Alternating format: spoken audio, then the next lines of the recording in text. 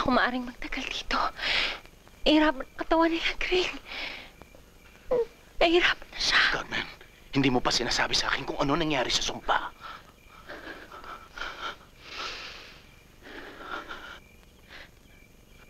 At natupad ang sumpa. Mula kay Andres hanggang sa ama mo.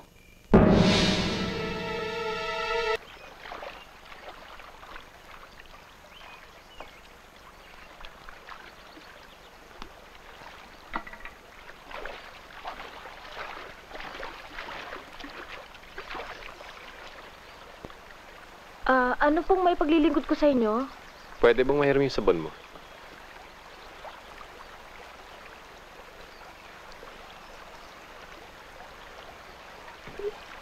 Wag po! Ah! Mamamatay ka! Uubusin ko ang inyong lahi!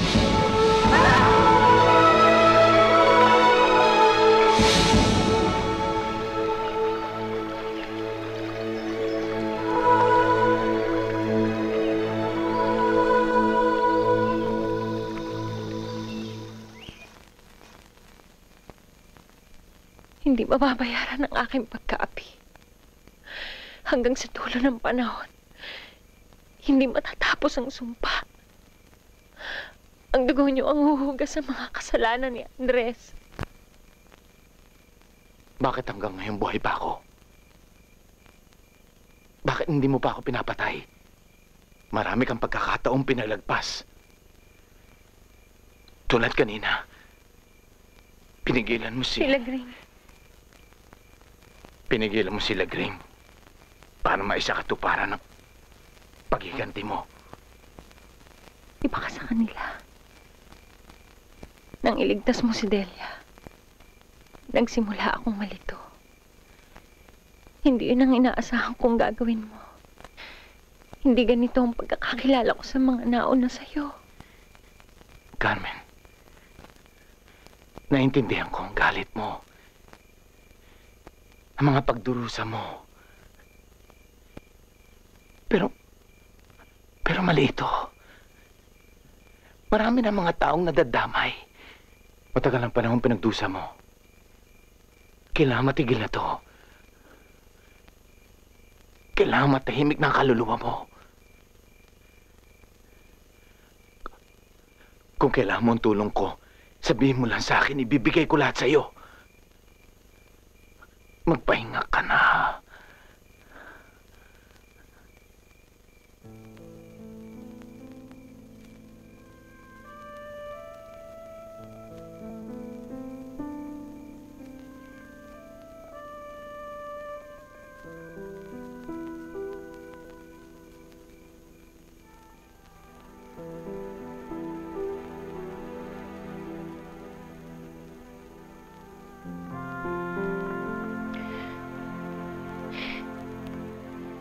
Ako makakatagal, Carlo.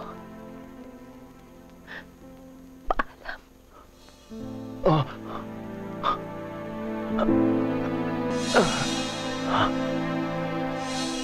Anong nangyari? Sandali.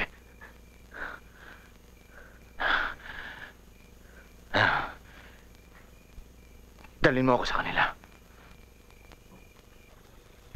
Miserere nobis, miserere nobis, miserere nobis, miserere nobis, miserere nobis, miserere nobis, miserere nobis, miserere nobis. Ba't nandito ka?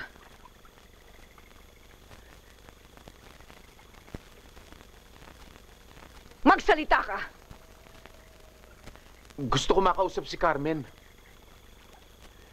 Tulungan niyo ko. Bakit ka namin tutulungan? Alam kong mahirap niyong tanggapin ang mga nangyayari. Pero hindi ba kayo nagtataka hanggang ngayon buhay pa ako? Hinahayaan ako mabuhay ni Carmen. Kailangan niya ng tulong. Anong gagawin natin? Alam ko, alam niyo. Ano ang alam mo tungkol sa pagtulong kay Carmen?